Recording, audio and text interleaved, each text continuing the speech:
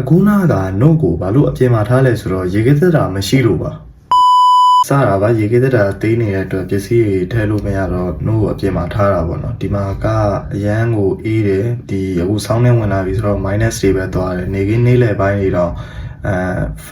3 2အဲ့လောက်ပဲရှိတယ်ပေါ့ပြောရမယ်ဆိုမိုးရွာတော့ရေခံလိုက်တယ်ဆိုတဲ့သဘောပါပဲအေးတဲ့အတွက်အပြင်မှာအသားငါးတွေပါထုတ်ထားလို့ရတဲ့အဆင့်ထိတော့ရောက်နေပြီပေါ့နော်အခုဆောင်းတွင်းကအရန်တော်တော်အေးနေပြီပေါ့ဒီအပိုင်းဘာလို့ဗီဒီယိုမတင်ဖြစ်ခဲ့တဲ့အကြောင်းရင်းကဒါကျွန်တော်အခန်းရဲ့အခြေအနေပါဘာမှတော့မလုပ်ရသေးတဲ့အတွက်လည်းဖြစ်ပါတယ်ကတင်တော်မနီးရမှခက်ခက်ခဲခဲ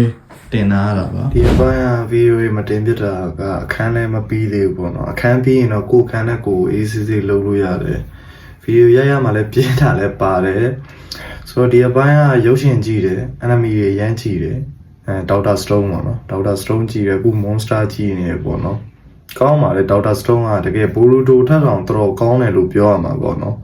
recommend ပေးပါတယ်တွားကြည့်ပါမကြည့်ရသေးဘူးဆိုရင်ဒေါက်တာစတုန်းမှာ follower လည်းဘာလို့နဲ့ 80k ပြေးသွားပါပြီအားပေးတဲ့လူတယောက်ချင်းစီတိုင်းအောင်လည်းကျေးဇူးတင်ပါတယ်ကျွန်တော်နောက်လည်းအားပေးပါကျွန်တော်ဒီထက်မကစူးစမ်းပြီးတော့သေးသေးချာချာတင်ပေးနေပါတယ် brother တို့ follow လုပ်ထားတာကျွန်တော်အတွက်ခွန်အားတစ်ခုပါပဲကျွန်တော်ဗီဒီယိုတွေကောင်းအောင်ဖန်တီးပါမယ်ကျေးဇူးတင်ပါတယ်တယောက်ချင်းစီတိုင်းအောင်